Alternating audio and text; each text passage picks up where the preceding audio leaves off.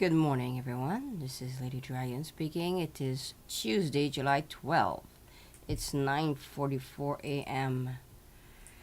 Now, today, this morning, they are starting to release image from this Webb Space Telescope. Okay? Supposedly that's the beginning of their disclosure for the alien type of thing. Now, it's supposed to start in 45 minutes, 10:30, but I just got information that they're gonna do opening remarks in about 20 seconds. So that's why we are early. And it's all earlier than I expected. So let's watch this thing, see if somebody's gonna come and talk.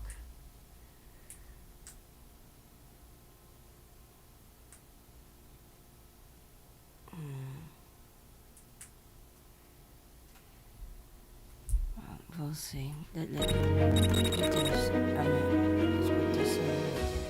we go.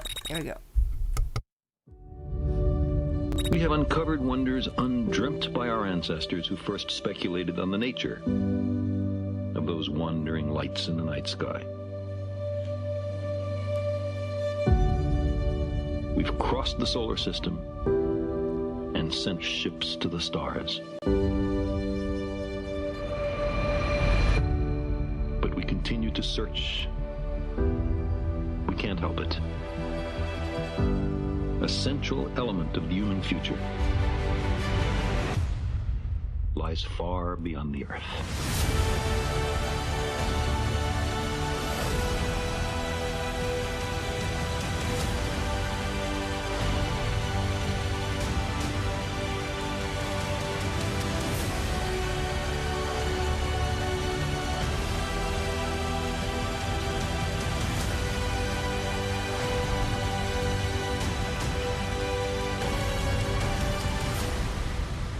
If we crave some cosmic purpose, then let us find ourselves a worthy goal.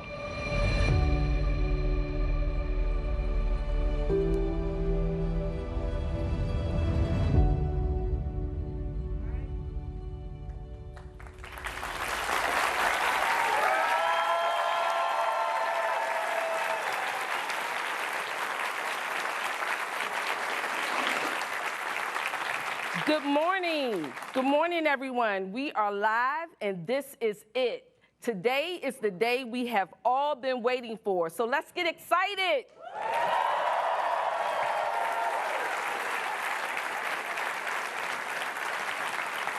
I think you all can do a little better than that. Let me hear you again. There you go. We are less than an hour away from the moment we have been working toward for 2 decades, the reveal of the first science images from the James Webb Space Telescope. Now that's worthy of another round of applause.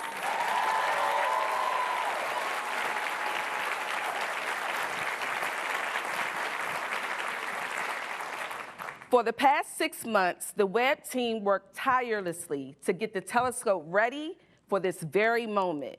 In those 6 months, the team unfurled Webb's giant sun shield, deployed and perfectly aligned its gold-coated mirrors, and cooled the instruments to their near absolute zero operating temperatures. And can you believe all of that was done while navigating the telescope to its ideal position 1 million miles away from Earth? Come on, guys.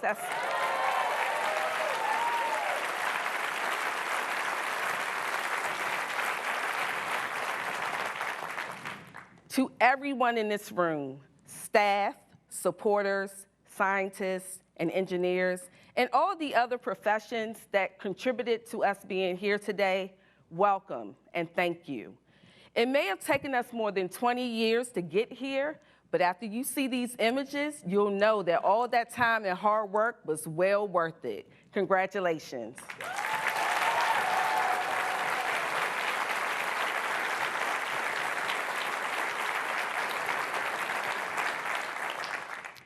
I'm Michelle Jones. I'm the Chief of Communications here at NASA Goddard, And to celebrate this incredible moment in history, some of the lead Webb project members, elected officials, and heads of agencies from around the world want to personally thank you, the team, the people who made the impossible possible. I see a lot of familiar faces in the room who have contributed to the success of the Webb Space Telescope. This was a partnership between NASA, international, corporate, and university partners. And many of those partners are here with us today. I understand we have representatives from the European Space Agency, the Canadian Space Agency, Ariane Space, Lockheed Martin, and the Space Telescope Science Institute. I'd also like to acknowledge the Greenbelt City Council and the Maryland General Assembly. It's a true pleasure to have all of you here for this historic moment.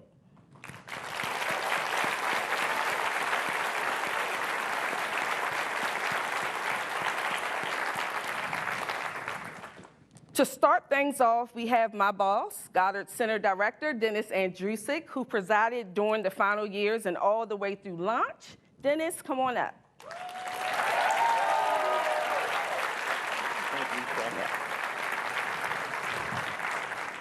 Wow. Good morning, everybody. What do you think about the cheerleaders coming into the building? Oh, my goodness. Thank you all. That was just absolutely awesome.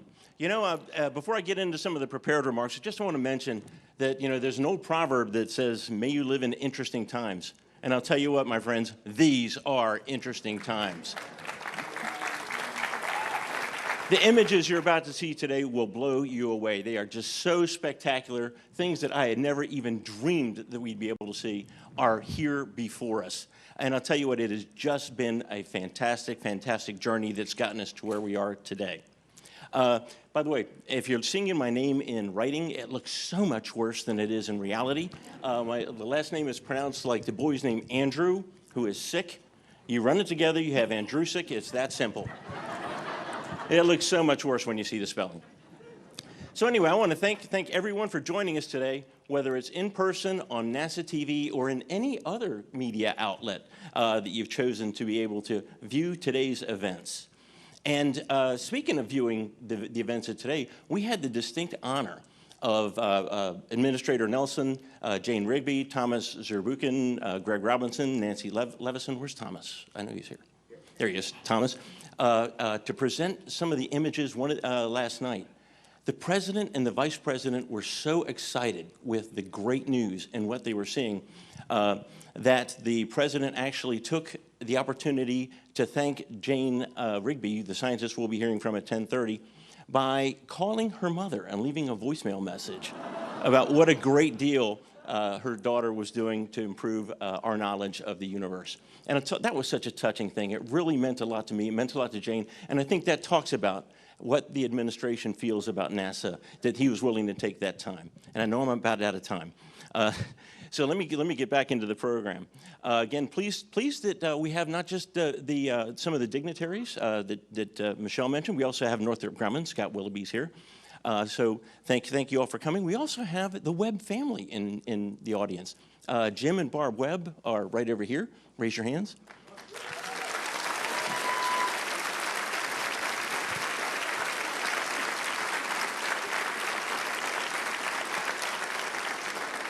And their guest, Kaleem, sorry, Kaleem. I've worked with Kaleem at NASA headquarters. You'd think I would be able to get this right. Kaleem Oluche, thank you for joining us today.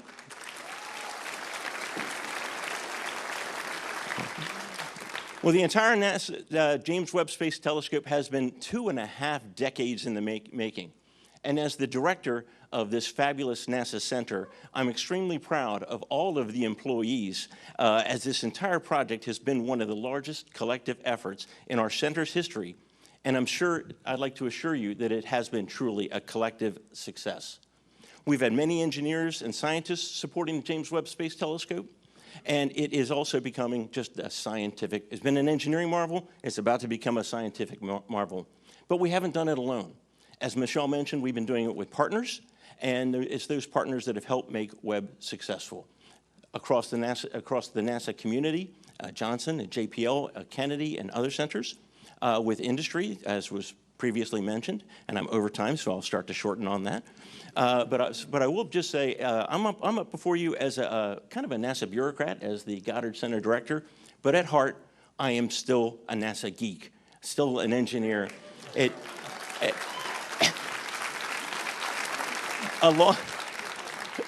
A launch never gets old, and the science gets even better with each passing mission. Thank you all for coming, and let's get on to the next presenters. Thank you, Dennis. A great project like Webb takes great leadership, and today we have someone who knows what it means to be a leader.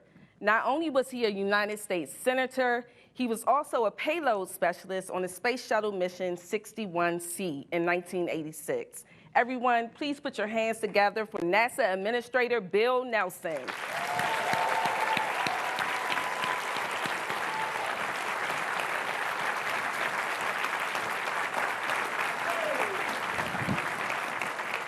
I didn't know I was coming to a pep rally today. But that's all the better. And you've got a lot to be rallying for. And you should have seen the president and the vice president last night. I mean, they were like kids. And they asked just a million questions about a lot of things. And this is all because of you. It's all because of that team that is out there, that over decades, this project has come to fruition. It tells us something about NASA's unmatched ingenuity, where we make the impossible possible. And it's not going to stop, because this telescope's going to keep, like the Energizer Bunny, because of the Ariane rocket putting it on a perfect course. And so it's got fuel for 20 years now. And if that were not enough, this fall, we're going to launch the largest rocket ever, and we're going back to the moon in preparation, and we're going to Mars.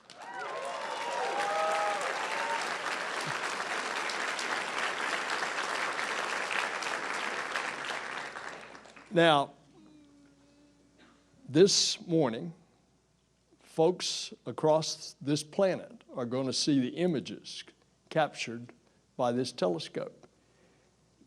And every image is a new discovery, and each will give humanity a view of the universe that we've never seen before. You're going to see the formation of stars. You're going to see devouring black holes. It's going to reveal all of this. This telescope, because of infrared, is going to be able to penetrate through the dust clouds, and it's going to see light from faraway corners of this universe. Now get this, because of a NASA scientist here at Goddard who got the Nobel Prize, Dr. Mather, he determined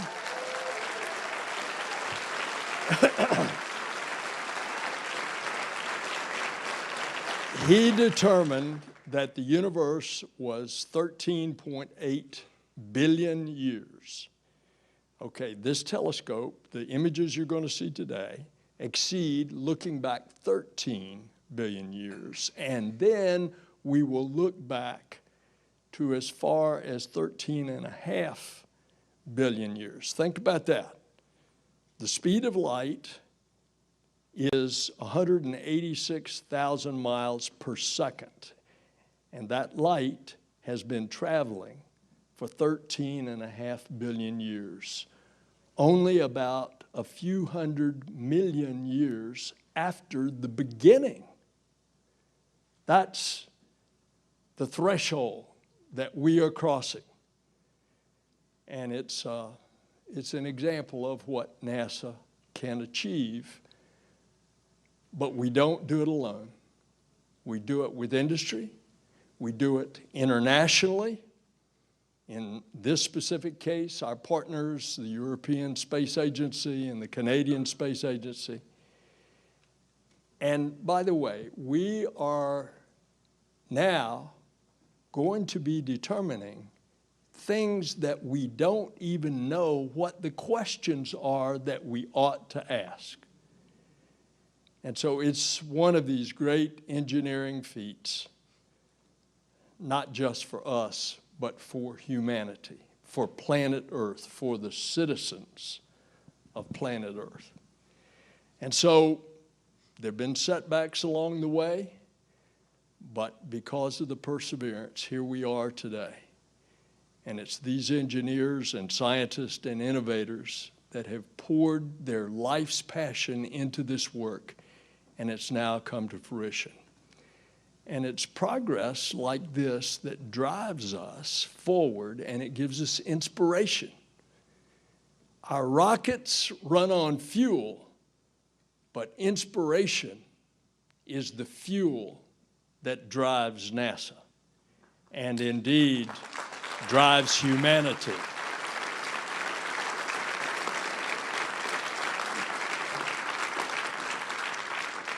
So this novel innovation that made Webb possible is exactly why NASA and why humanity continues to push the envelope, as the test pilots say.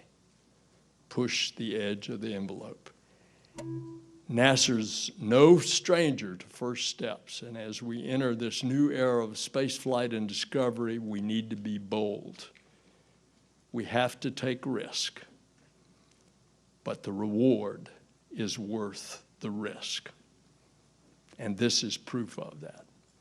It represents the largest international space science program. It collaborates internationally. Now, Michelle, I'm going to turn it back over to you to share messages from our international partners. Thank you so much, Administrator.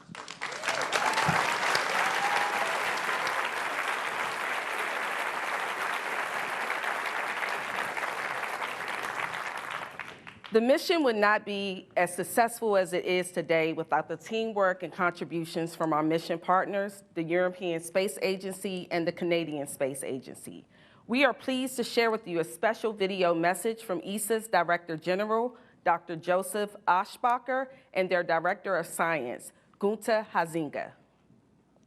The James Webb Space Telescope is such a fantastic opportunity. It's a once-in-a-lifetime opportunity which we have here, and we are so excited, both Günther and myself, on this first data release. It will really change the understanding of our universe. But before I hand over to Günther, just one word. This is also a symbol of international cooperation. The partnership we have with NASA is outstanding. It's really exciting, but really fantastic, and also with CSA, the Canadian Space Agency, and this is more than science, it's also a symbol of international partnership. But Günther, a bit more about the James Webb Space Telescope, what this means. Thank you very much, Joseph. Yeah, this is the day that we have all been waiting for so long, and now it's happening.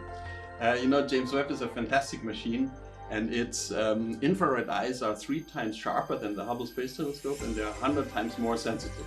So with these infrared eyes, you can peer into dark, obscured regions in our universe. You can look at the very first phases of the universe after the Big Bang. You can look at planets in our own solar system and around other stars. And it is indeed a once-in-a-lifetime chance, almost like the moon landing for astronomy. And it will actually feed many, many careers. It has already shaped a whole new generation of scientists, and this will continue. It's a masterpiece for international cooperation, as Joseph had said. We are working with NASA and the Canadian Space Agency, and this is actually in tradition to Hubble, to Cassini-Huygens, where NASA is leading and ESA is partnering. But we are also opposite, having missions where ESA is leading and NASA is partnering, like for instance, Bepi Colombo, JUICE, the Euclid spacecraft, and so on. So ESA, the science program, is actually enabling the European scientists to lead in a number of discrete fields, and one of the important fields is, for instance, astrometry with Gaia, where we are really having a leadership position. And now James Webb. James Webb will answer a lot of questions, even some questions which we do not even know about yet. Talking of NASA and what we do here, I mean, of course, we have many contributions in the James Webb Space Telescope. We have instruments, 1.5 instruments that we are providing. We have a science team that is working with NASA and the other partners, but one event was very special, and which was the launch of the James Webb on Christmas Day from Kourou on Ariane 5, and this was really a very important event for us. Not only is NASA entrusting this James Webb Space Telescope to us, ESA, but also the insertion of the James Webb Space Telescope into orbit was so precise that scientists have a much longer lifetime of the James Webb Space Telescope, actually doubled the lifetime. And this is really fantastic, because this really shows also that our space transportation technology, in addition to the science technology, is just outstanding, and very proud and very happy about that. So go Webb, go. Go Webb, go.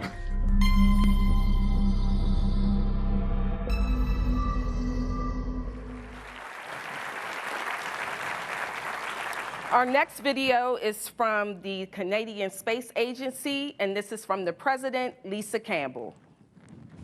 Hello, everyone. Today marks a major milestone in the Webb Space Telescope mission, as we're about to witness Webb's unprecedented view of the universe. Webb promises to be the next giant leap in space astronomy. We're confident that the observatory will exceed expectations. Bold, important missions like this are only possible through strong international collaboration. This one-of-a-kind mission is a testament to what we can achieve when we work together, and Webb is truly a global effort. Congratulations to our partners, NASA and the European Space Agency. Thousands of brilliant minds around the world are behind the design, launch, and operation of this complex space telescope. The Canadian Space Agency is honored to be part of Webb. Canadian specialists across industry and academia united their efforts to provide our instruments. Canada's fine guidance sensor will keep Webb perfectly aligned during all of its observations. And the nearest instrument will observe the earliest galaxies and perform in-depth analysis of the most promising exoplanets. For the science community in Canada and across the world, having access to data collected by Webb will lead to unexpected discoveries.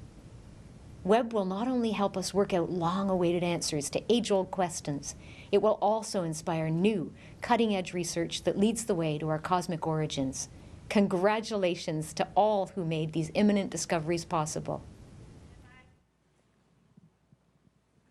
If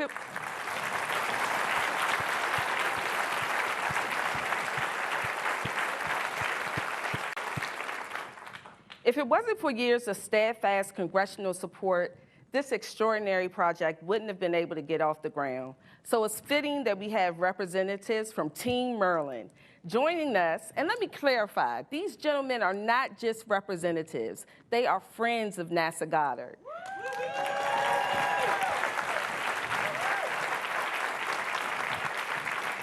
Please join me in welcoming Maryland's 5th Congressional District Majority Leader of the United States House of Representatives, Steny Hoyer, Senator Ben Cardin, Senator Chris Van Hollen, and the Representative Trone from Maryland's, David Trone from Maryland's 6th Congressional District.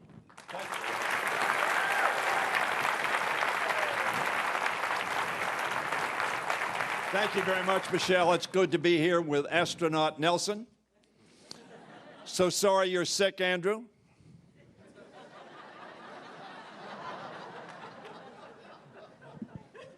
All of us have fought. Hubble was at risk. Goddard was at risk. Webb was at risk.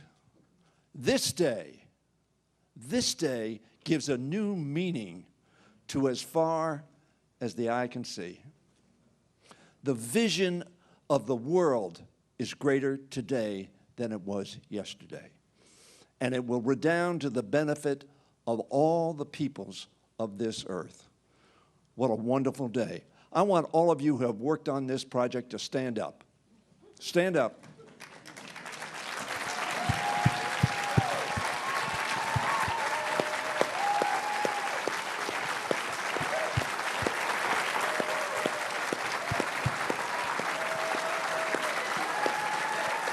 All right, you're using our time. America thanks you, and the world community thanks you. Our time is short. Let me yield to the senior senator from Maryland, my dear friend Ben Cardin, who has fought so hard, along with Barbara Mikulski, to make this day happen. Thank you, Stenny.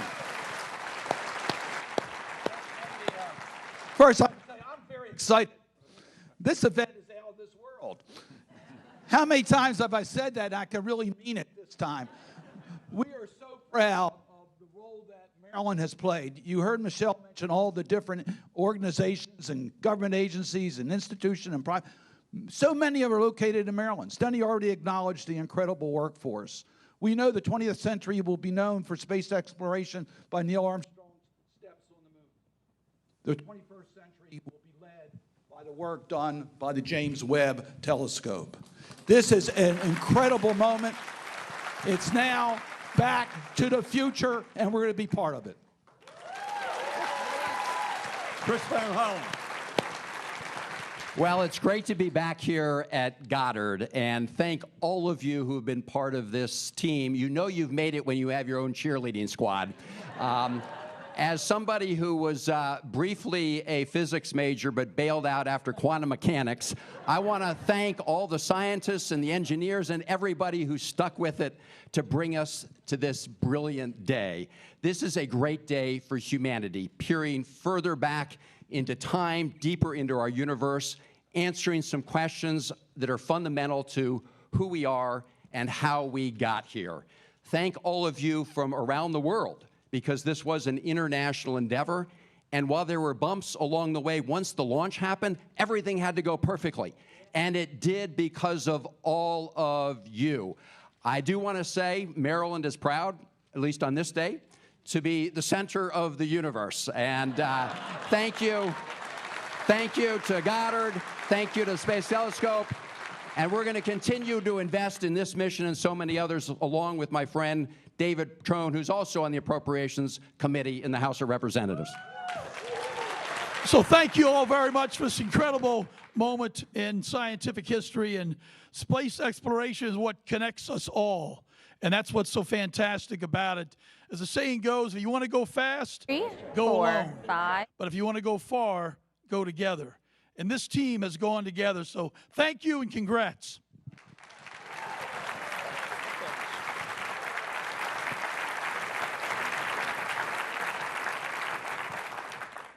This telescope is by far the largest science endeavor NASA has ever undertaken, and it required a huge network of companies from around the world to build it. Northrop Grumman led that team and helped NASA and its European and Canadian partners to achieve the success we see today.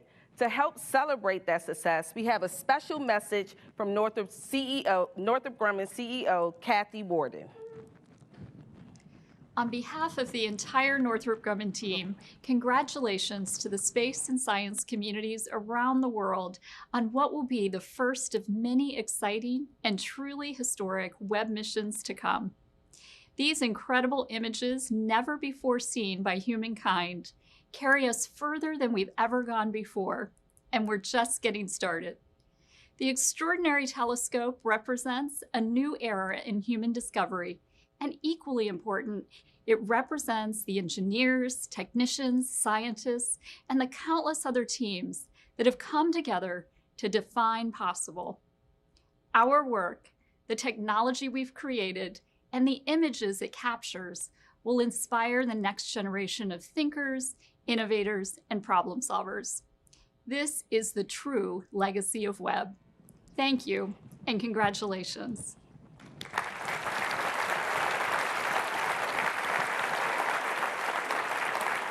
As I said before, it took companies from around the world to get Webb in space.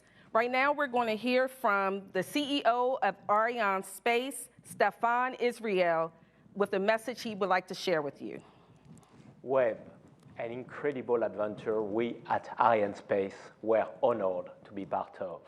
A 20 years collective challenge that finally brought us together in Kourou with Dr. Z, Greg Robinson, Joseph Ashbacher, Daniel Neuschwander, and Philippe Baptiste on a Christmas morning we'll never forget. 27 minutes and 11 seconds, which will be among the most important of our lives. After a perfect launch with our Ariane 5, which has doubled the Webb lifespan.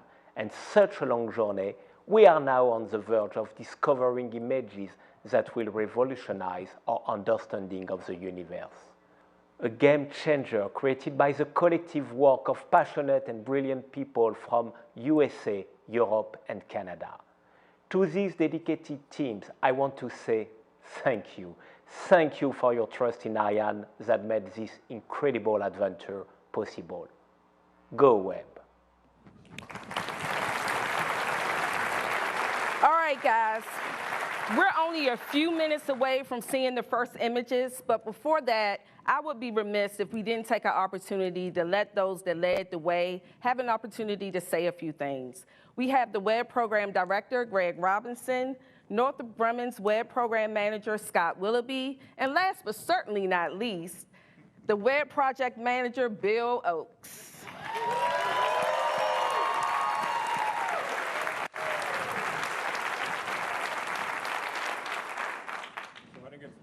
So I'll just wing it. So I will say when I came up the stairs, by the time I got to the top, I wanted to throw off the jacket and run out to the 50-yard line.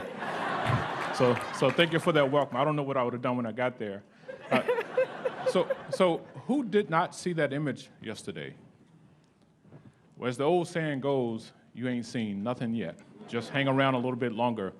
I just want to do a couple of quick thank yous. You've heard from most of them.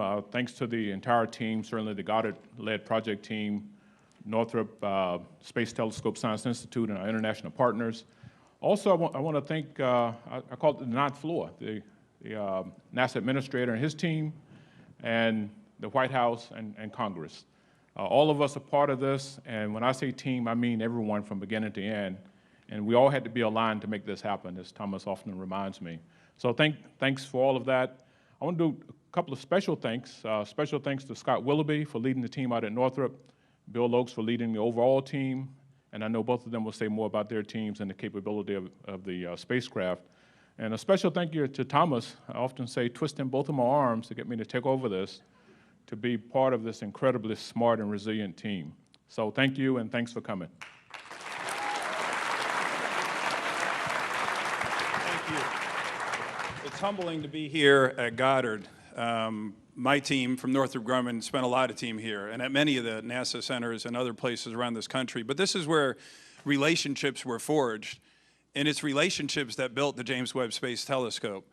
And it's been a common theme here for a purpose, right? The international relationships, the government industry relationships, but the relationships that are dearest to me are the ones that took place on the floors of the high bays and in the meeting rooms and debating hard problems. And sometimes those answers weren't certain as much as engineering wants to be, and you're using judgment and people's guts and brilliance to make decisions that led to perfection.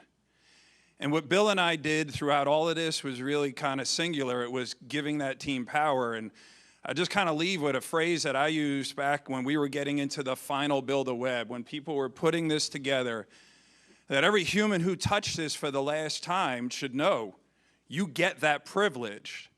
And you get to bring your pride to the floor to do that. But you have to check your ego, because pride is powerful. But somebody's going to ask you a question, did you do it right? And somebody's going to look at a picture when you did it and see, was it right? And somebody else was going to review that and stamp that it was right. And every single person mattered in that.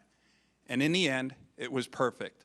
So thank you. And working with Bill was really a relationship that's going to last a lifetime, over a decade.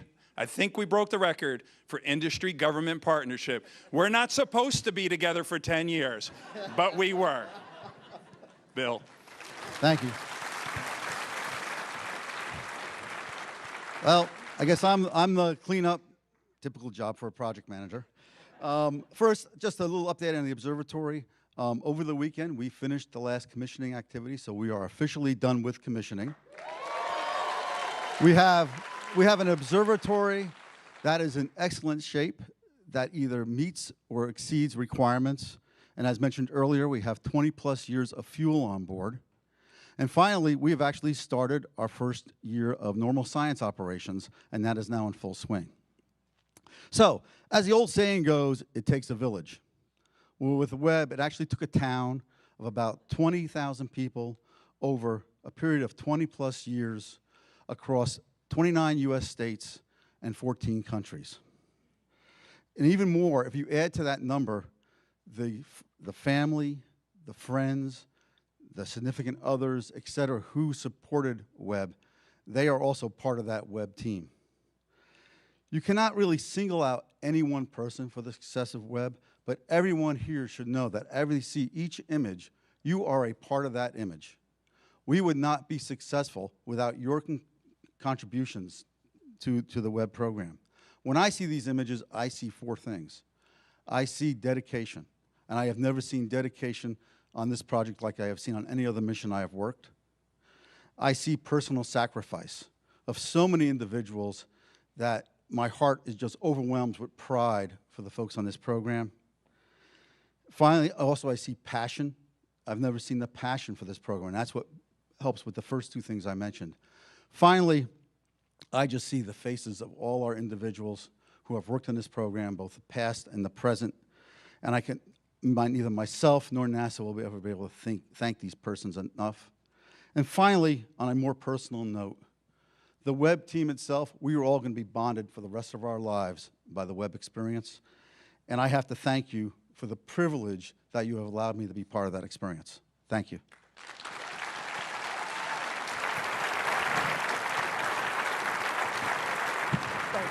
Thank you. All right. Thank you and congratulations, gentlemen. And congratulations to all of you once again. Today, we celebrate you and your achievements. Now, listen, I'm sure you're excited to see exactly what Webb will show us. So here's the plan. We're going to take a quick break, but as you all at home can see the countdown clock, we're literally minutes away from the reveal. Are you all still excited?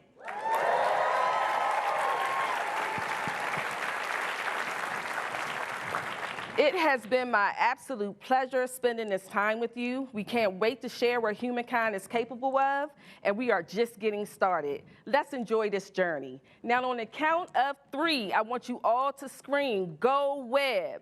1, 2, 3. Go Webb!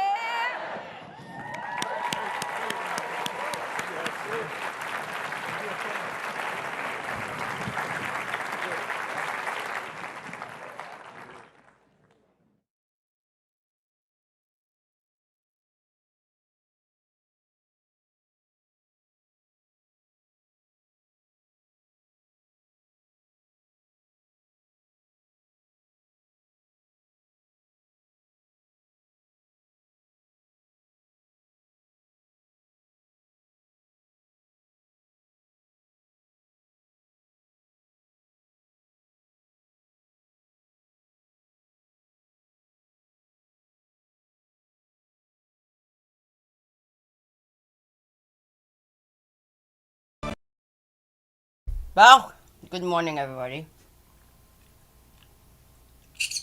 Wow. Seems that's gonna be a long story, this thing. It was supposed to start at 10:30 and now it's starting earlier, so that's why I had to start it now. Salut tout le monde. Ça a l'air que ça va être une longue histoire, là. J'ai supposé commencer à 10h30, mais ça a l'air que ça a commencé avant. Les gars, ils ont sorti des photos un matin. Sam va dire bonjour, on dit bonjour à Sam, tout le monde. Fait que... Allô, tout le monde. Là, ils ont commencé à montrer des images. J'ai vu une image à matin. Ok, Sam. Ouais. J'ai vu une image à matin. On va vous la montrer. Je suis pas au bord.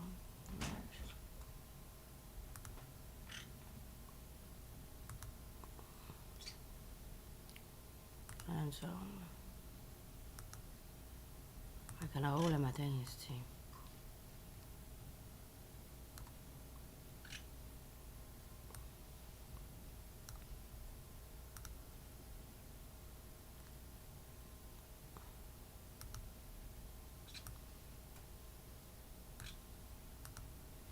Regardez, c'est l'image qui ont sorti ce matin. OK? Ça veut dire quoi? Ça veut dire comme histoire de Q, là. C'est dark to light. Tu comprends-tu? Avant, là, il montrait que le ciel, c'était noir, puis les étoiles étaient blanches. Bon, ben là, regarde, c'est toutes sortes de couleurs. OK? Bon, ça a l'air que ça va être le stepping stone pour trouver des aliens. So it looks like that's to be like the dark to light type of thing. Now the sky was black, now it's full of colors, now they're gonna find things. Maybe they'll find my spaceship, well, we don't know. Okay, and something that was said when I did the press conference the other day, because we're gonna have the press conference now, is they have said, arrête Sam, they have said that they will not give the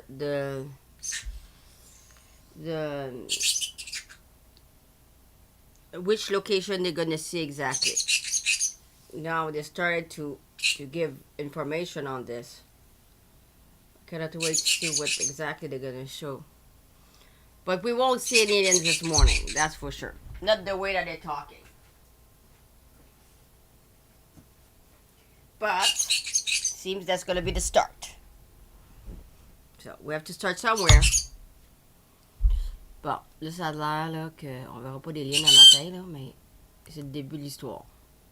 Ça a l'air qu'on commence à quelque part.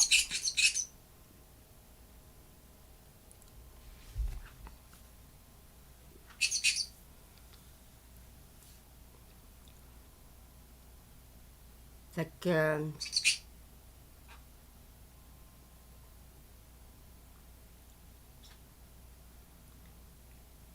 on va attendre. Il reste 4 minutes là. Ça va commencer la conférence de presse.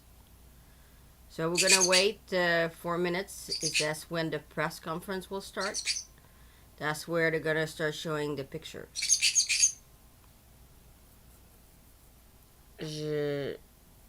On va attendre là. Ça va prendre. On va avoir la conférence de presse. Ça va commencer dans 4 minutes.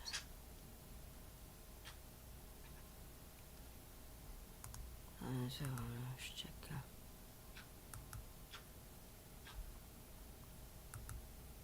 Qu'est-ce que j'ai comme... C'est ça.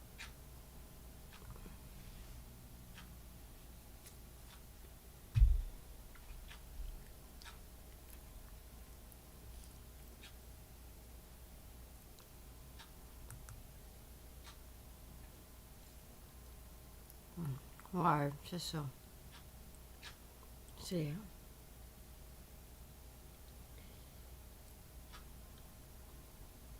Allô tout le monde.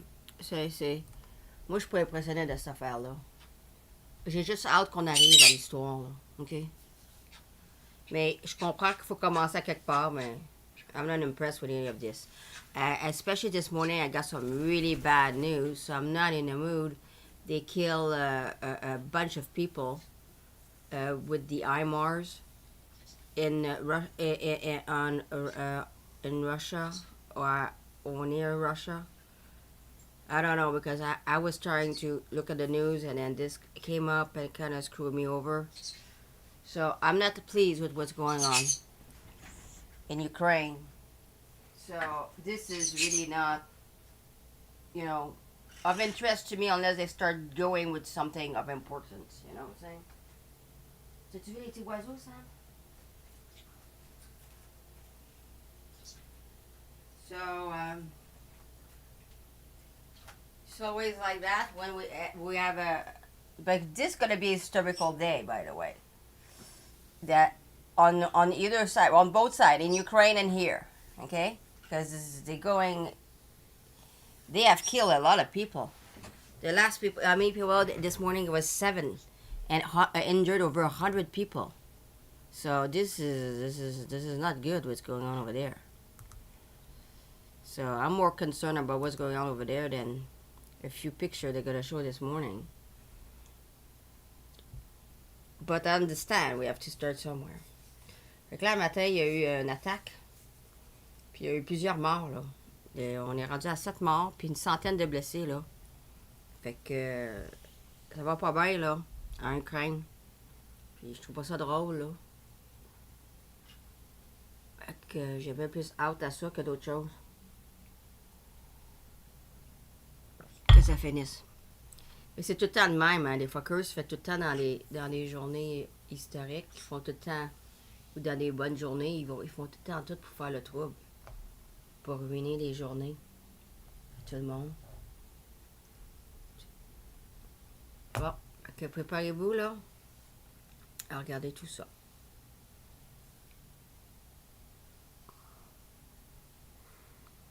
Je sais pas combien de temps ça va durer, je pense que c'est 1 heure. C'est pas mieux pour être plus qu'1 heure. Oh, c'est peut-être même 2 heures. Ah, 1 minute. 10h30, full color. Meteor briefing. Ça a l'air que ça va être un entire day affair. En tout cas, on va voir là. On va vous parler entre les patentes là. Là, ça a l'air qu'ils vont donner des images. Après ça, il va voir. Ok, here we go. Je vais parler après là.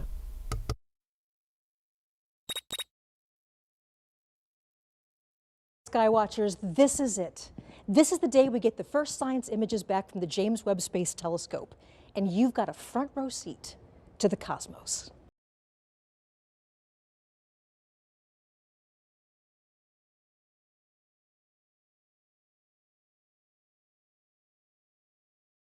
Your host work can only be described as a celebration for everyone on Earth. So think about this. Light from the earliest days of the universe has been traveling to us for billions of years. Just over the last few weeks, we've captured some of that light with a telescope that sees the universe in an entirely new way. And today we share the very first results. So longtime space fans are going to know who this is. This is Dr. John Mather. He's the senior project scientist for the Webb Telescope and a Nobel Prize winner. And John, I couldn't be happier to be here with you today. Thank you. It's a thrill to be here for this very special day. How are you feeling? I am thrilled and I'm relieved because you know when you start something this big, you know there's always a possibility it might not work. It did work. We are so proud. And you've been on this project for a very long time, right?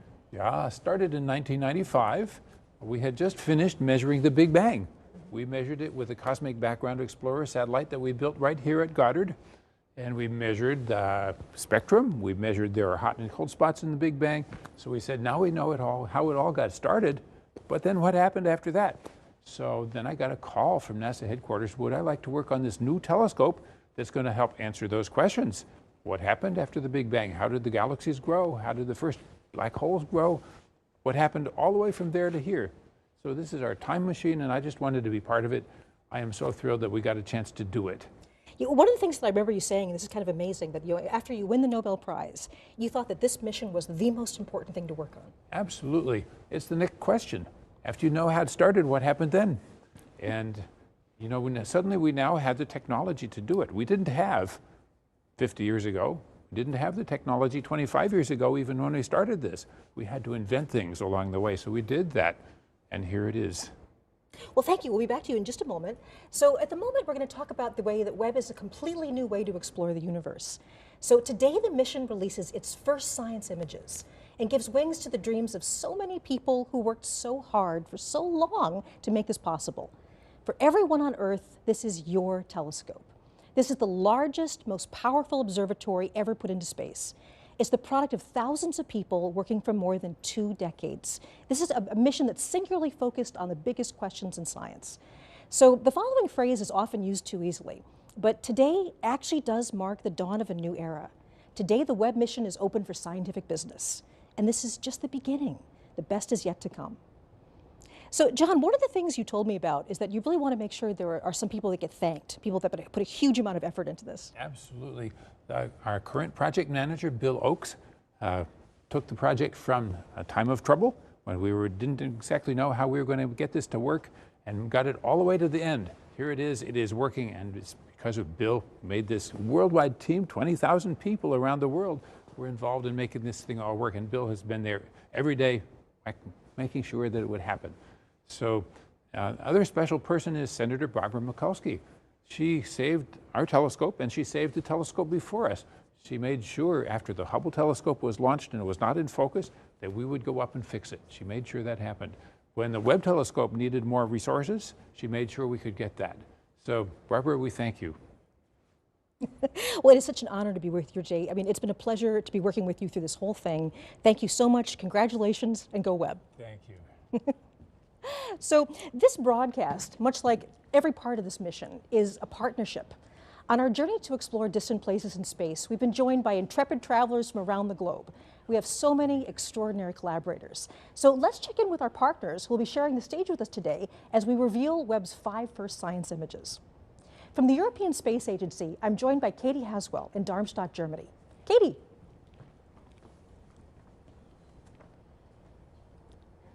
I see Katie in the background there. Also joining us from the Canadian Space Agency in Montreal, we have Natalie Willette and Sarah Gallagher. Bonjour. I see Katie in the background there. See the waving too. And so naturally, we're also going to be visiting the nerve center of this mission, the Space Telescope Science Institute on the campus of Johns Hopkins University in Baltimore, Maryland. And there we have Alex Lockwood and Carl Gordon, and they're going to give us updates and more. Good morning. Great. So we'll be back with our international partners shortly, where they'll each reveal one of the new images. But today we're also going to be joined by millions of science fans from around the world. Many are gathered at watch parties just for this event. So here we are really going international. So I'm beginning with Bhopal, India. Do we have a signal from Bhopal? Yes.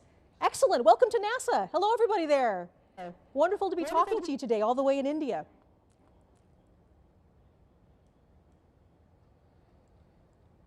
We'll be back to them later, yes? Great to wave to you. Hi, wonderful. And we also have a warm welcome now in Portland, Oregon. So we have the feed from Portland.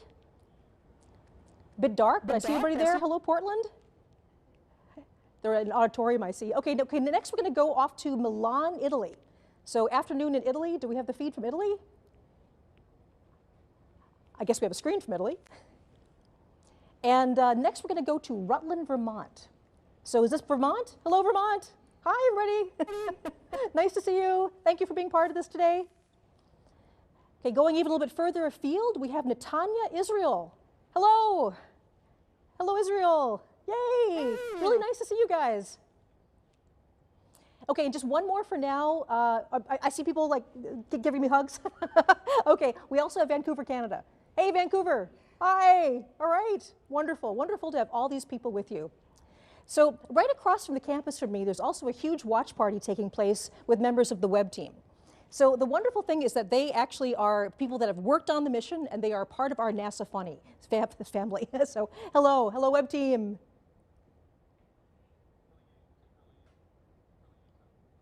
There they are, yes. A lot of people I recognize there. So it's incredibly important to me personally, and also to all of us at NASA, that the universe belongs to everyone. And we are thrilled to share this day with fans everywhere around the world. We'll say hello to some more later in our broadcast. So now it's time to start the main event. What you'll see over the next hour will be a collection of images newly processed by the Webb science team. Only a tiny handful of experts have seen the images so far, and I can tell you that we have been so excited to unwrap them for everyone. We will be releasing each image in turn in real time. As soon as you see it on this broadcast, it will be available for download on the internet. On the screen below, you can see a timeline showing where we are in the show and what's coming up next. And by the end of the show, all 5 images will be available to everyone. So hopefully you can tell I'm excited. Okay, so let's do this.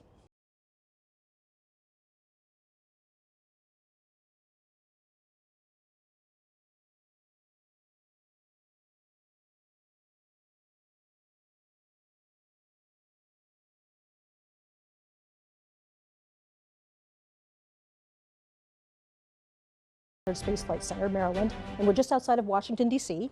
NASA Goddard is home to the project office of the Webb Telescope, and the observatory portion of the telescope, the mirrors and the science instruments, were integrated and tested here before launch. So for many of us, including myself, seeing Webb come together bit by bit right in front of our eyes was an emotional and very inspiring experience. So it's kind of like a part of us was out there with Webb right now. A million miles away, part of our hopes and dreams are out there. So I'm joined now by Jane Rigby, the operations project scientist for the Webb mission. And she's a familiar face for people who've been following this before, so welcome, Jane. Hi, Michelle. Okay, so Jane, you not only get the honor of revealing the first image, but this actually got a little bit of a sneak preview. I understand there was a very select audience who's already seen the image. Yes, so last night, on behalf of the project, I had the privilege of traveling to the White House with the NASA Administrator Nelson and other senior staff to share our first image with President Biden and Vice President Harris. And it was really fun. Oh my gosh. They really geeked out. We had a closed-door session where we got to walk through all the images and just share the excitement, and they were so thrilled, and they got the profundity of what we're seeing. And so now we're gonna let's do it. Okay, we've got the whole world watching. Are you ready to put the first image up? Oh, let's do it. Let's do it. Absolutely. All right, here we go. Okay. So the first image is a deep field, and it's also a deep field with a cluster. So why don't we walk through this just a little bit? So if we come up and look at this image, first of all, it's really gorgeous, and it's teeming with galaxies. And that's something that has been true for every image we've gotten with Webb. We can't take blank sky. Everywhere we look, there's galaxies everywhere. And so, you know, this image, as we're looking at it, what we're seeing is not just all the galaxies, but there's a cluster here. And so the cluster are all these white, kind of ethereal galaxies. We're seeing them as they looked back in time. Right? The speed of light is only so fast. And so as we're seeing distant galaxies out in space, we're seeing them as they looked billions of years ago. So these cluster galaxies, the white ones, we're seeing as they looked about the time the sun and the earth formed. And then behind the cluster, we have the gravity of the cluster is distorting and warping our view of what's behind. And so there are these galaxies that look stretched and pulled, kind of like they've been magnified because they've been magnified by the gravity of the cluster, just like Einstein said they would. And you know, it's really, there's so much detail here. We're seeing these galaxies in a way that we've never been able to see before. There's just a sharpness and a clarity we've never had. And so we can look at, if we zoom in on this image, and I encourage you as you grab this image at home, like zoom in. You can really zoom in and play around.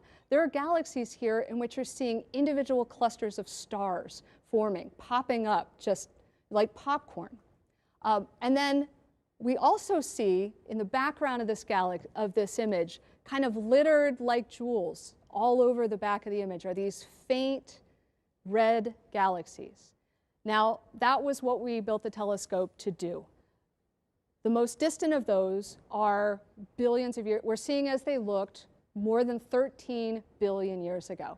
And so galaxies like that one right there, this little red guy, you're like, okay, yep, what is that? Well, Webb got spectra to figure out what those galaxies are made of, and this is that one. We're seeing as it looked 13.1 billion years in the past, less than a billion years after the Big Bang. And we're seeing the elements of oxygen and hydrogen as well as neon. You know, this is how the oxygen in our bodies was made in stars, in galaxies, and we're seeing that process get started. Yeah, I want to give this a little bit of context. So this is now the farthest away galaxy that we have this sort of detailed information about. That we know what it's made of. We know like what it's that. made of. Yes. And this was not a long exposure for Webb. No, the previous record holder, right, the Hubble Extreme Deep Field, was 2 weeks of continuous work with Hubble, and it was just imaging. With Webb, we took that image before breakfast. The amazing thing about Webb is the speed at which we can churn out discoveries. So everything that you're going to see here in this broadcast is a week, and we're going to be doing discoveries like this every week. That is absolutely incredible, Jane. So thank you so much for joining us. It's been an honor to be working with you. Congratulations on all your hard work. Thank you. It's so wonderful to see it pay off. So thank you, and I'll see you later on today, I hope. So yes. Enjoy the day. Thank you. Right. So from distant galaxies, we now turn our eye to something a bit closer. It's a planet, but not one in our solar system. Remember that Earth and its sibling planets aren't the only show in the universe. When scientists and engineers started developing JWST, the search for exoplanets wasn't even part of the plan. That's changed. Exploring exoplanets is now a major component of the mission and the subject of our second big reveal of the day. I'm going to send it now to our friends Natalie Willette and Sarah Gallagher at the Canadian Space Agency in Montreal. So again, bonjour.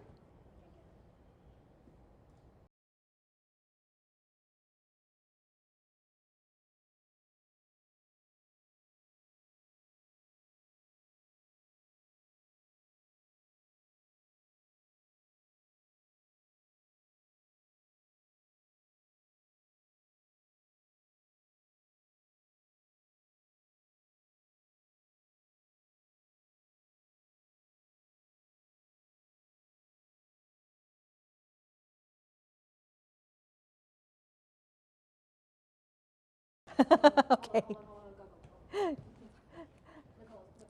Yep, we're all ready. Yeah. Okay, I apologize. We're having some trouble with the signal from Canada.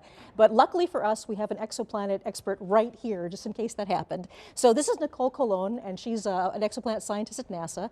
And we're going to talk about this amazing new result from a very hot planet, I understand about 1,000 light years away. That's right. The exoplanet is named WASP 96b, and it is this hot, gaseous, giant, puffy planet that it is about 1,000 light years away. So that's why today's release is so exciting, because it teases at what Webb is able to do for such a distant. Absolutely. So talk us through what this discovery is and why this is so significant. Well, this reveal that you're going to see is going to show the first spectrum of an exoplanet as taken from the Webb telescope.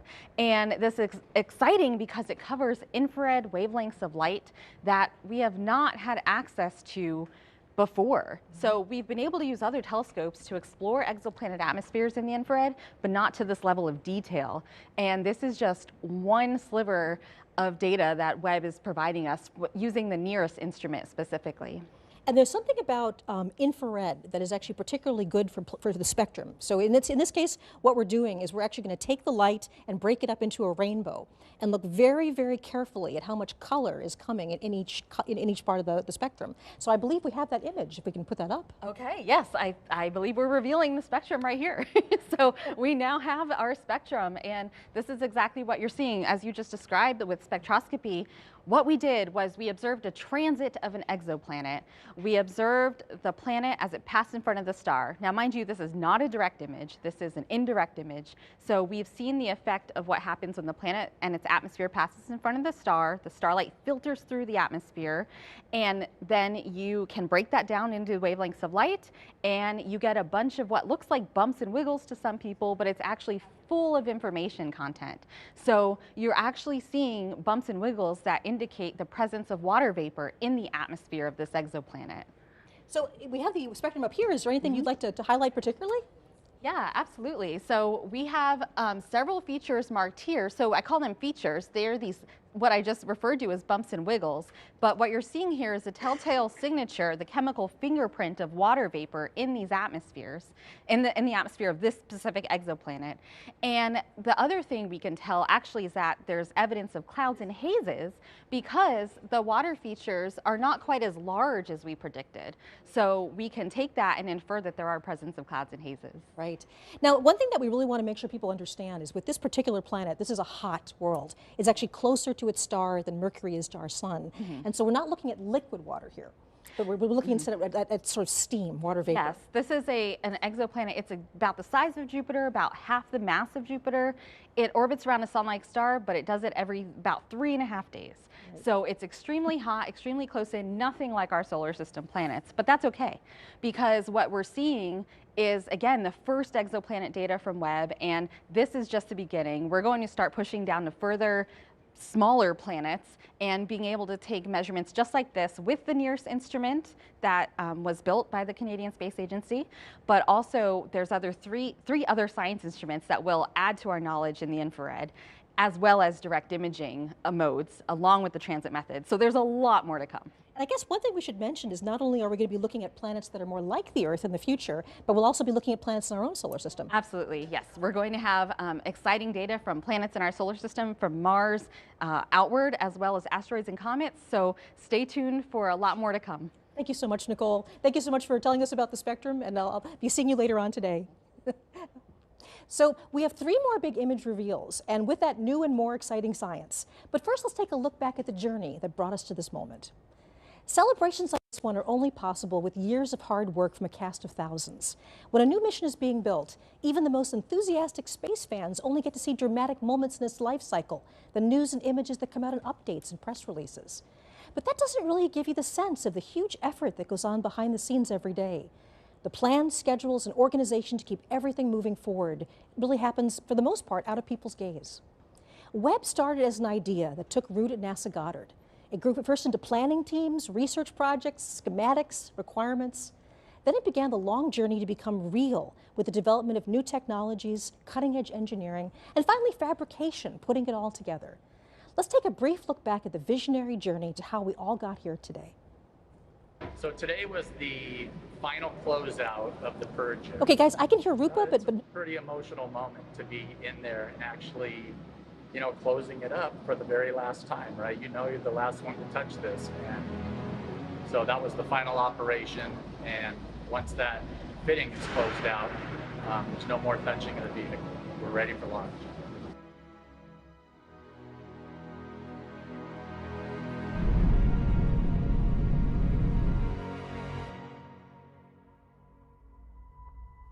The James Webb Space Telescope. Born from the desires of astronomers, achieved with newly invented technology, is the culmination of 20 years of work.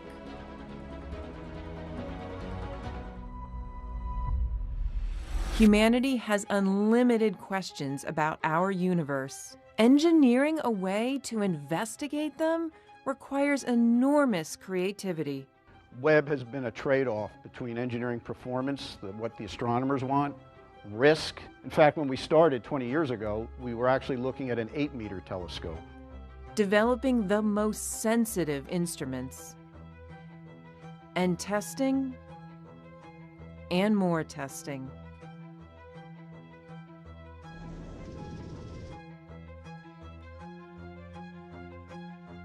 And so you don't want to build one that's just incrementally better than what you've got. Because if that's the case, you would just observe longer on the telescope that you already got. And so every time NASA builds a new astrophysics mission, a new telescope, it needs to be way more sensitive, you know, way more capable than anything we've ever built before. We all got together in that conference room and we played real time as the images came down from the spacecraft. The very first diffraction limited images ever obtained with Webb. And what we collectively saw as a group was the highest resolution infrared image taken from space ever. If you're just joining us, I'm Michelle Fowler at NASA's Goddard Space Flight Center, and you are watching live coverage of the release of the first science images from the James Webb Space Telescope. So it's appropriate now that I send the broadcast to our colleagues and friends at the Space Telescope Science Institute in Baltimore. That's the scientific nerd center of the entire Webb mission. So hello, good morning, Alex. The show is yours. Hey, Michelle. Welcome to the Space Telescope Science Institute. I'm Alex Lockwood, and I'm here with Carl Gordon, who is an astronomer and one of the key people in delivering the images that you're going to see here today. But actually, before we get into the amazing images, we're going to talk a little bit about where we are. We're standing here outside of the Mission Operations Center, which is the key central hub for Webb. For the past 6 months, scientists and engineers have been working 24/7 since they took control of the telescope 30 minutes after launch to prepare for today and for the amazing science to come. Through all of the major deployments, focusing, aligning the telescope, and calibrating those 4 amazing science instruments, it was all done in this building. And from here on out, we'll have daily communications with the telescope, including sending commands and downloading data with the help of the Deep Space Network. In addition to mission operations, we are also the home of science operations. Well, what does that mean? Every year, we solicit proposals from astronomers across the country and the world for what they would like to look at with Webb. Then we hold a rigorous selection process to select the ideas that will best utilize Webb to study and understand our universe. When the data come down and astronomers analyze their results, we are the lucky ones who get to share that data and those amazing science results with you. And we knew that today was going to be so exciting with the first images, so we've actually been preparing for years. Here is Klaus Pontoppidan, project scientist for Webb and the technical lead for the first images, it's been a years to tell you process. about the process of the past few years of selecting my first the email targets. related to the first images was back from 2016. So back then, a committee was created, and this committee was charged with coming up with a long list of targets for the first images. And the reason for that is that the observatory can't see the entire sky at any given time. And this is because you want to avoid the mirror seeing direct sunlight to keep it cold. And it actually had to be quite a long list. We ended up with about 70 targets from which we had to select only a handful. You know, what would create the most beautiful images, what would highlight the instruments, the different 4 science instruments for Webb, and what would highlight the 4 major science themes for Webb. And it's a celebration as well of the beginning of science observations. And we knew that selecting the images was just the beginning, that we would need a trained eye to take these exquisite data and pull out the beauty and the science potential. So here's Jody Pasquale and Elisa Pagan to tell you about how they processed these beautiful images.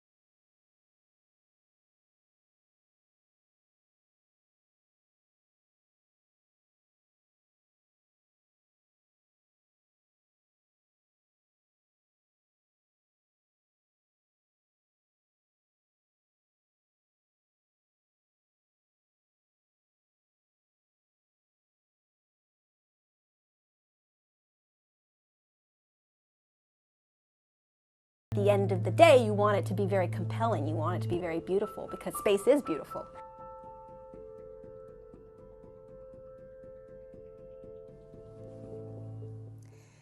And after those images were processed, there was a select few of us, very lucky few of us, who got to see the first images. So it's downscaled by a factor of 4. Exactly. So it's just to make it a little more handy, so it's actually high resolution. So we have a team of about 30 people who are producing these images, and we feel incredibly privileged to be the ones who are the first to see these science-like images. When we saw the first data come down of real targets, people were speechless and there were emotions, because we could see how amazing this observatory will be. The detail, the sharpness, the depth. And when we saw the first color images, we knew that we had a winner. And now we are ready to see Webb's first image of a star dying, a planetary nebula called the Southern Ring. Let's do it. Oof. Wow, wow. This near-infrared image is, wow, the detail. Oh.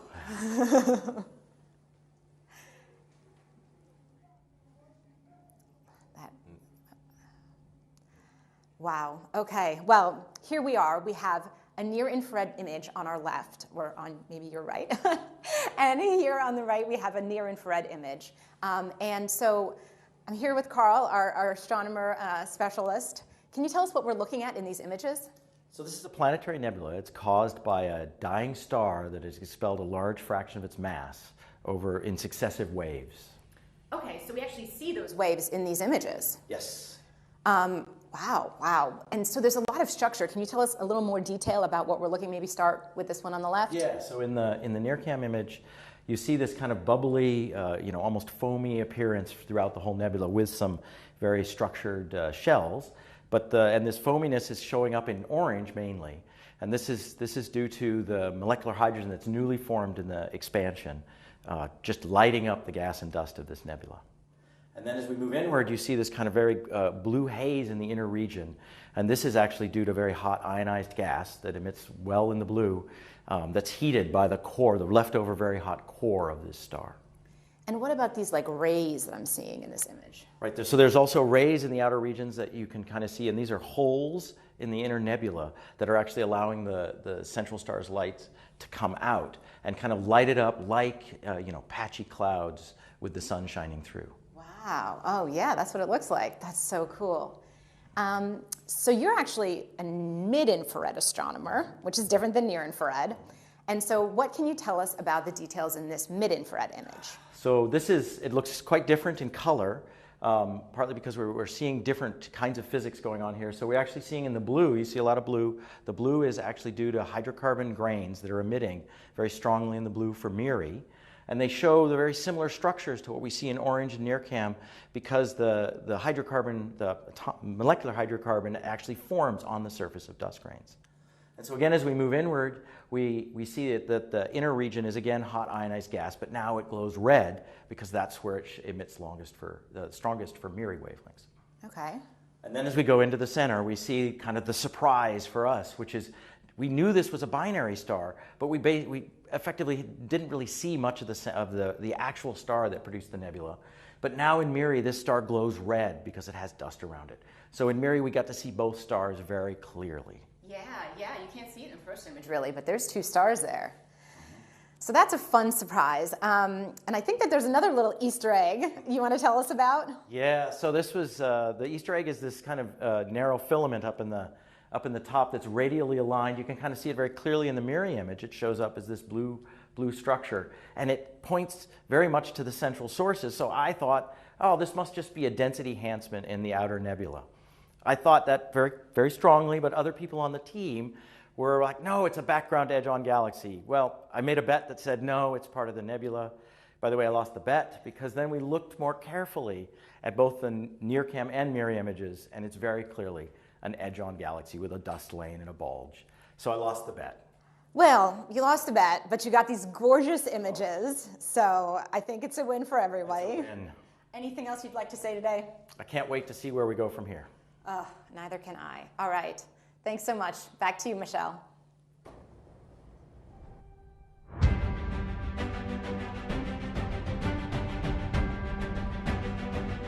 Thank you, Alex and Carl. And I have to say that image is absolutely spectacular.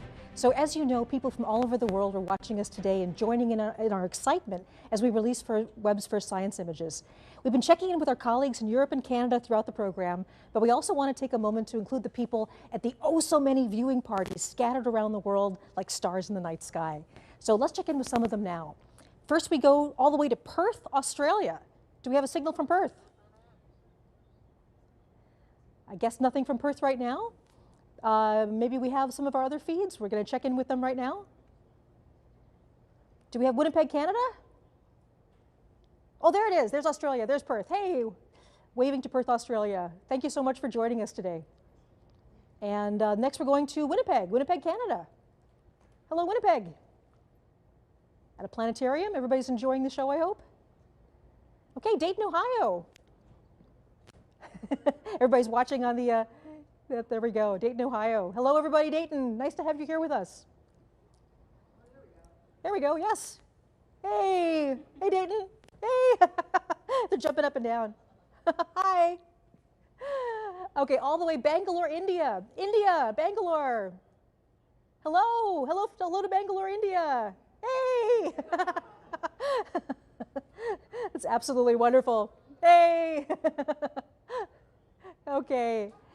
So I hope you enjoy the rest of the images we're releasing.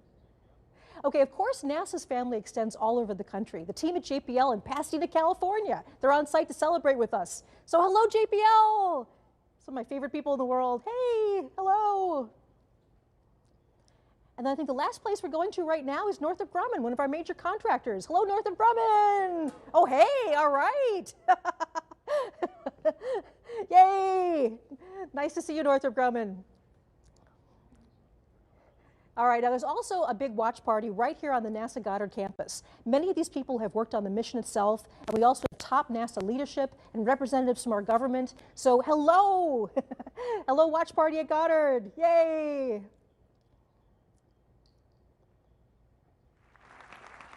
Okay, wonderful. So, I mean, at NASA, we are so fortunate to have all of these friends and colleagues around the globe. A major partner in the Webb mission is the European Space Agency. ESA contributions have been essential to so many aspects of this project, including Webb's spectacular launch on the Ariane 5 rocket last December. I'm very pleased to turn over the show for a few minutes to Katie Haswell. She's joining me from the European Space Operations Center in Darmstadt, Germany. Hello, Katie. Good afternoon.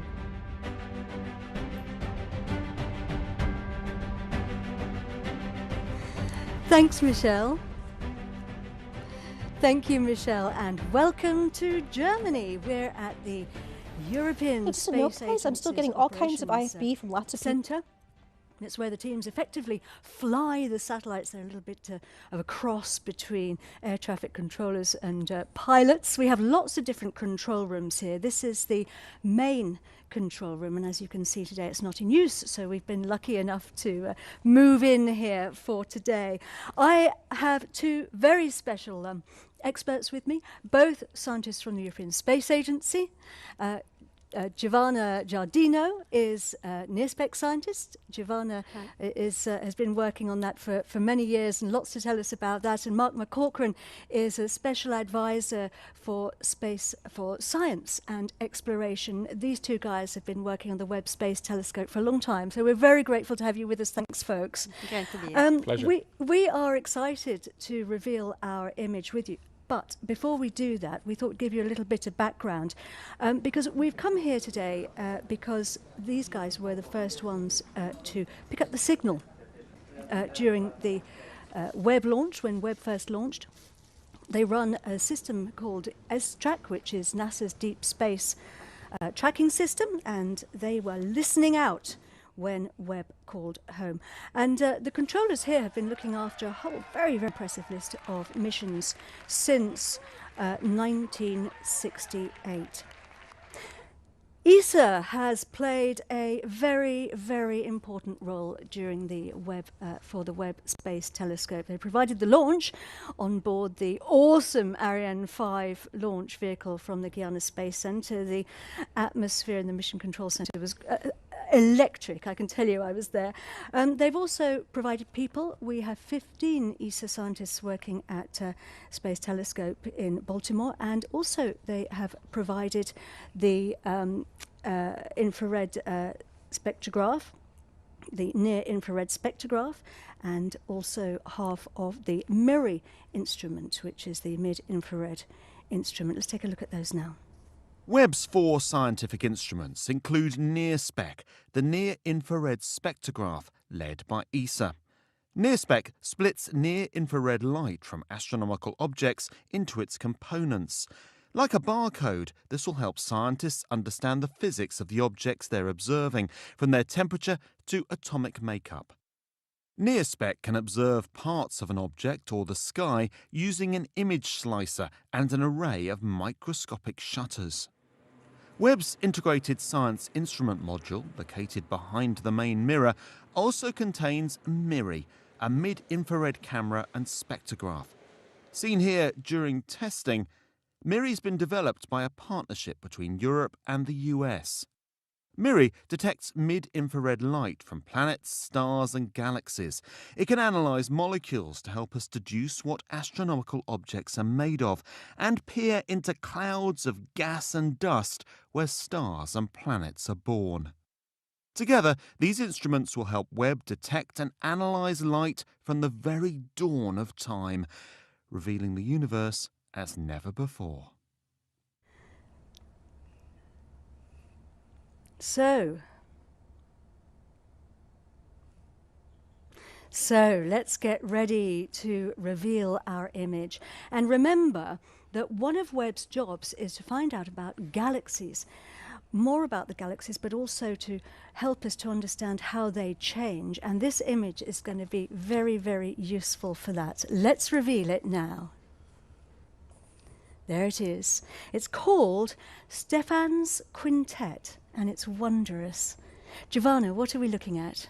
Yes, like it's a quintet, so we are looking at 5 galaxies. Galaxies are this giant structure that, as we've seen, we see everywhere around us in the universe. They contain from million to 100 billions of stars, and in fact we live in one of them, the Milky Way. And here we see 5 of them. This is a closer galaxy in the foreground, and these 4 are at a distance of about 300 million light years from us, and are locked in a close interaction, a sort of cosmic dance driven by the gravitational force. You can see here these two in a process of merging within each other. This is a very important image, an area to study, because it really shows the type of interaction that drives the evolution of galaxies. That's the mechanism of galaxies' growth. I love this image of the cosmic dance moving through each other. Mark, there's a lot going on, though, in this image, isn't there? There is. So this is a near-infrared image and a mid-infrared infrared image combined. And when we zoom in on the left-hand side here, we see this foreground galaxy. We see lots of individual stars in there actually resolved as point sources, which is remarkable. And then as we pan across, we actually see the galaxies in the merging galaxies. We now see gas and dust, which is being heated up in the collision between those galaxies. And that's a place where new stars are being born today. So we're actually seeing the process of creation of new stars in this region. And then when we look in the background here, we see not only the galaxies at 300 million light years, but also stars in our own galaxy. These snowflake structures that you see here, those are nearby stars, but in the corner and around the edges, we see galaxies which are much, much more distant, much further away. So similar in some sense to the ones that we saw earlier on in that deep field. And so this image actually takes us from the nearby galaxy, our own Milky Way, through these galaxies which are evolving today all the way to the distant universe. And in a way, it captures cosmic evolution of galaxies over those 13.8 billion years. So we have another image, don't we, that we can exactly. look at? So if we strip away the near-infrared view there of the stars predominantly, now in the mid-infrared with MIRI alone, we see mostly gas and dust. So we see the same galaxies again, the two merging, and then we also see something very interesting up at the top here, because this top galaxy has something new and bright in the middle of it. And Giovanna, tell us what that is. Yeah, that's an active black hole. We cannot see the black hole itself, but we see the material swirling around, being swallowed by these sort of cosmic monsters, and this gas gets heated to extremely high temperature as it falls onto the black hole, and it becomes very bright. In fact, this is how shiny is the galaxy. Here we see luminosity that are 40 billion times the luminosity of our suns. It's really, really bright.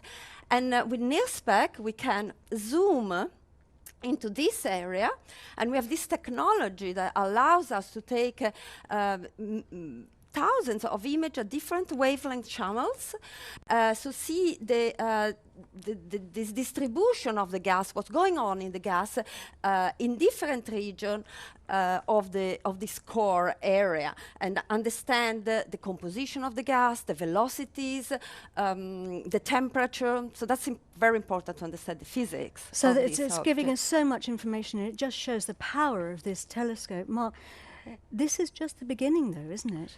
I think that's a very important takeaway from today. You know, these are like pictures just taken over a period of 5 days, and every 5 days we're getting more data which will contribute more in that direction. It's a culmination of decades of work, but it's just the beginning of decades. And you know what we've seen today with these images is essentially that we're ready now. This telescope is working fantastically well, and you know, to borrow a phrase from a famous rock musician, you know, we're ready to turn this telescope up to 11. It really is time. It's fantastic. Thank you very much indeed, both of you. Back to you, Michelle.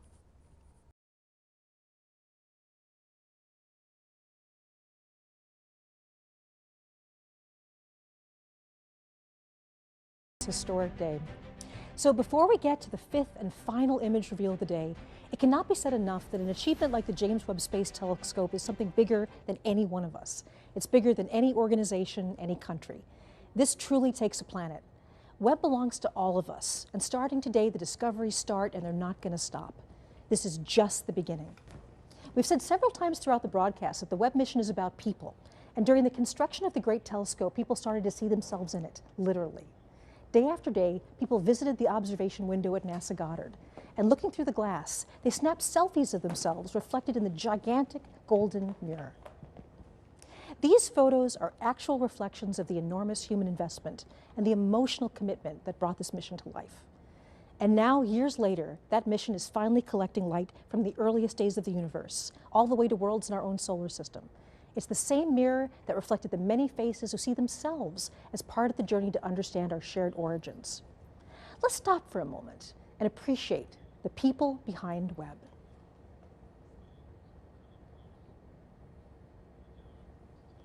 Okay, it's time now for the last image to be revealed. Here we go.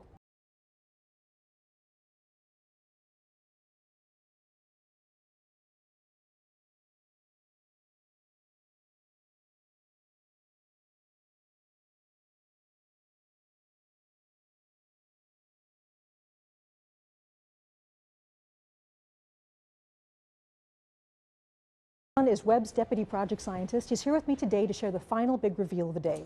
So, Amber, it is so good to see you. How are you feeling? Oh, so great, so exciting. What a great day this is.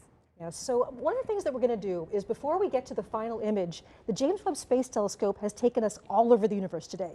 So let's do a quick review of where we've been so far. So Jane Rigby got us rolling today with an extraordinary new deep field image, showing us one of the farthest views of the universe ever. Yeah, this image really does demonstrate that JWST can do exactly what we've designed it to do. Yes. And the Canadian Space Agency then took us to the massive planet WASP 96b, where the team has detected evidence of atmospheric water. And here again, we're seeing the incredible efficiency of this observatory. We're able to do these kind of measurements in a fraction of the time that we're able to before. And then we zipped up the road from NASA Goddard to the Space Telescope Science Institute, where Alex and Carl showed us the exquisite Southern Ring Nebula, a mixing bowl of stellar matter around a pair of dying stars. Yeah, and I'm just blown away by the level of detail we can see, like in the outer part of this nebula. It's incredible. Wow. Okay. After that, it was off to Germany, where the European Space Agency wowed us with pictures of galaxies interacting and mixing together. Right, and this image, again, it's incredible because it's showing us one of these fundamental processes of the universe, how galaxies merge together, and we're able to learn about these processes in a brand new way. So the Webb team has a lot to cheer about right now. So across the campus, there's this big watch party, and we can feel the excitement all the way from over here. So let's join that celebration now. We're back with Senior Project Scientist John Mather, along with the head of NASA's Science Mission Directorate, Thomas Zurbuchen. Hello. Hi.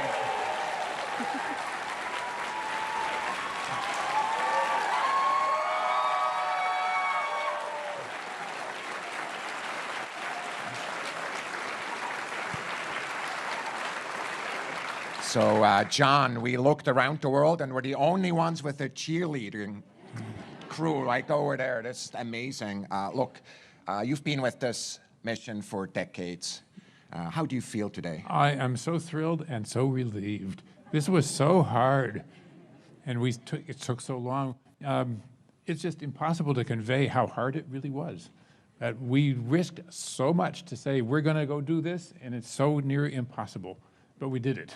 Yeah, there are thousands of ways this can go wrong. Yes. Many of them, we worried about and frankly feared even after launch. I have to tell you, I was really, really nervous, and it's almost like athletics for me. You always get to know the team when they're on the field, and on the field they were right after this launch, and they were perfect. They absolutely were, and I really wasn't worried, but maybe I should have been. Yeah, that's difference between the two of us. I always worry. I always tell everybody I'm paid to worry, frankly, and that's good. What we want to do, though, is just really thank the team again. Of course, we heard Bill and Scott and Greg talking about the team that is there. I think what's also important is to recognize that Bernie is sitting there. Who was the first manager. I was sitting there. Could you stand up?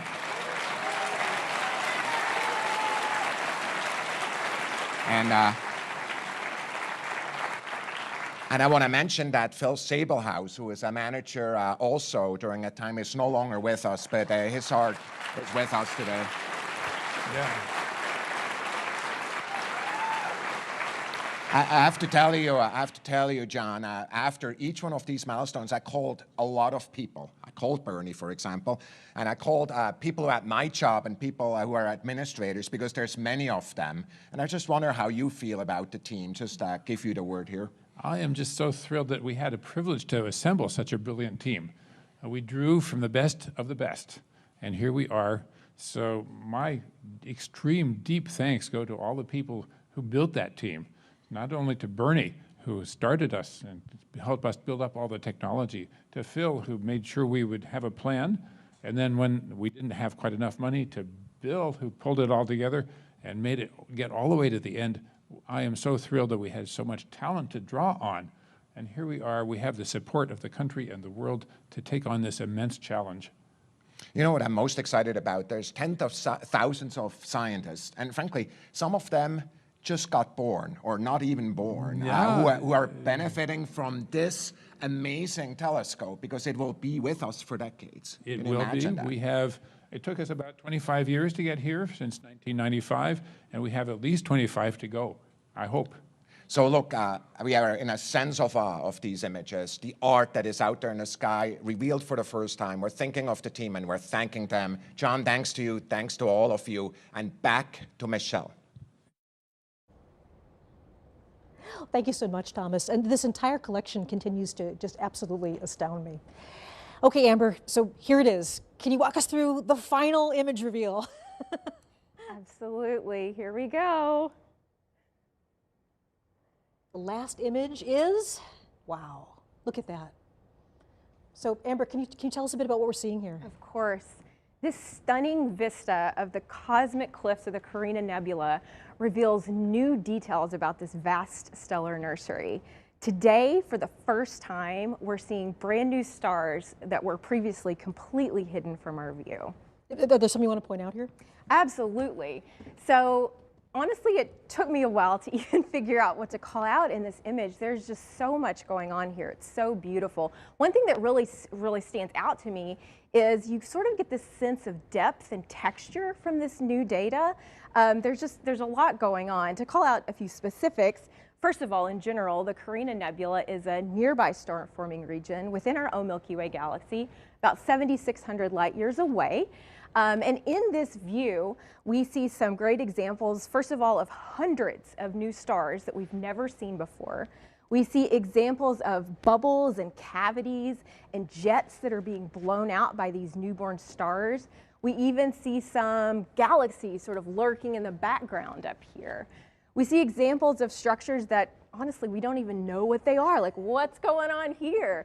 The data is just so rich. And there's something really special about the infrared. Infrared can actually see deeper into these star-forming regions. Absolutely. That's one of the great things about infrared, is it really does reveal what's going on here in a really cosmic sense. And in general, what's happening in sort of this overall landscape is we have these gigantic, hot, young stars up here to the top of this rim, and the radiation and stellar winds from those stars is sort of pushing down and running into all of this. This is gas and dust, and of course we know that gas and dust is great raw material for newborn stars and baby planets. But there's a flip side to this story, and also a little bit of a mystery, because these same processes can serve to sort of erode away this material and stop star formation. So we have this sort of delicate balance going on of new stars being formed, but at the same time, the star formation is being halted. And for me, when I see an image like this, I can't help but think about scale. You know, every dot of light we see here is an individual star, not unlike our sun, and many of these likely also have planets. And it just reminds me that, you know, our sun and our planets, and ultimately us, were formed out of the same kind of stuff that we see here.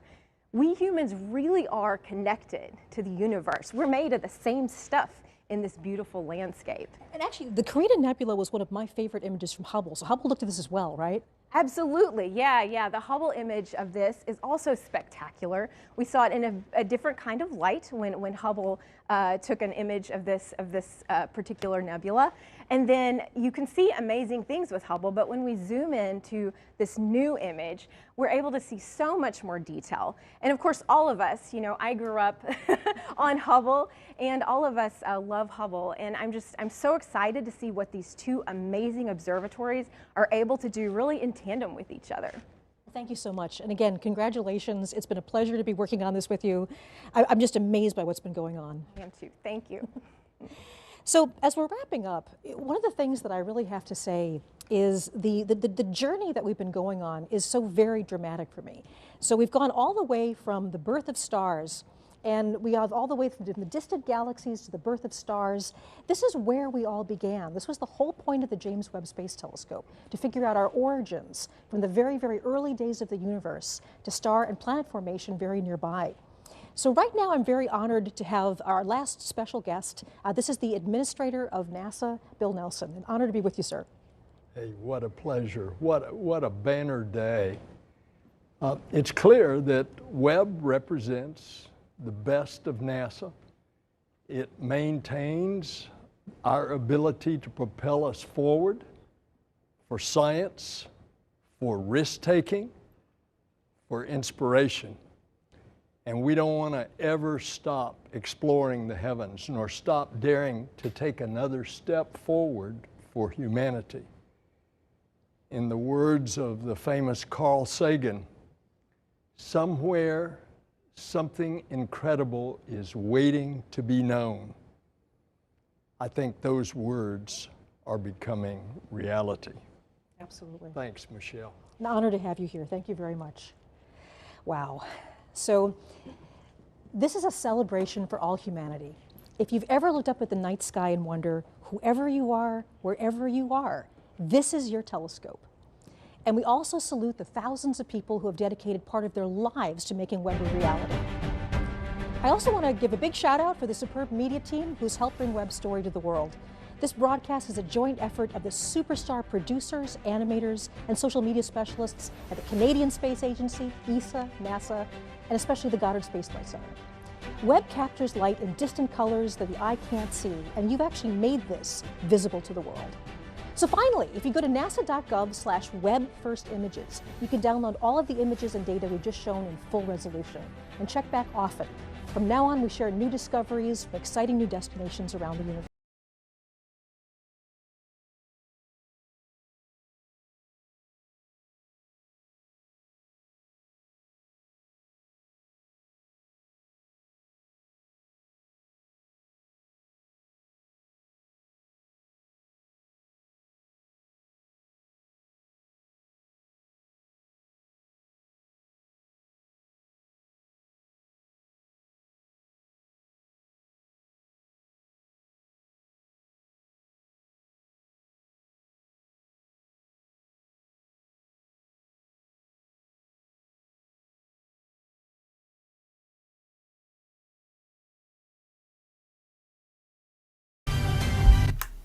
Well, they're nice.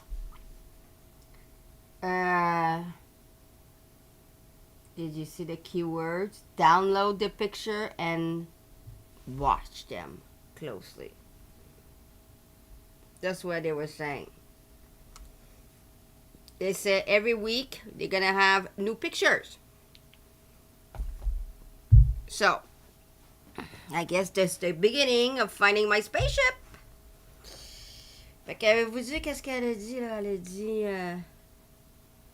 Elle a dit downloader les photos puis regarder-les de proche pour en avoir des nouveaux photos à toutes les semaines, elle a dit. Donc ça veut dire quoi ça? Ça veut dire check les pictures parce que un moment donné on va voir des affaires. C'est ça que ça veut dire là. Moi j'ai compris le message. Donc sont belles les photos, mais moi je vais voir les photos de mon spaceship. Fait que je sais pas comment ils vont brancher à ça là, au spaceship puis mais moi je pense que c'est la deuxième photo. Parce que la deuxième photo m'a fait penser à Stargate Atlantis. I think it's the second picture that's gonna be a key thing. Because it reminded me of Stargate Atlantis. When they wanted to go to a planet, they always send stuff to check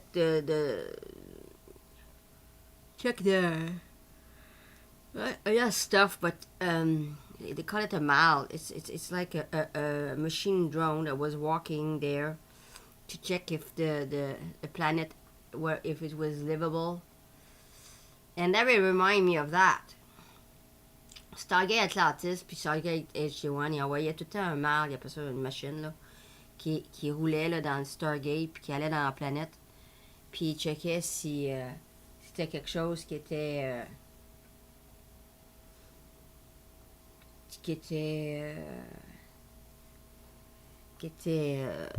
comment on peut dire? C'est quelque chose qui était... Une planète qui était vivante, qui était une place qui peut aller bon, qui peut vivre. Puis cette photo-là qui a montré la deuxième photo, ça me fait penser à ça. Ça me fait penser à ça. Fait que, je sais pas comment ils vont amener ça sur ce décor-là, mais en tout cas, au moins, on l'a vu, nous autres, les photos. See, we saw the picture.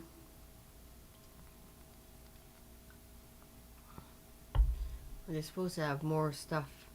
Are they talking or just me? No. So we're done for today on that front. So I'll see you later for Russian course. Ça, je vais voir plus tard pour notre cours de russe. Fait que... merci d'être venu. Puis je vous vois plus tard. Bye bye. So, this is it for that. So, we're going to see you later for the Russian course. I will see you later. Thank you for joining. Bye bye.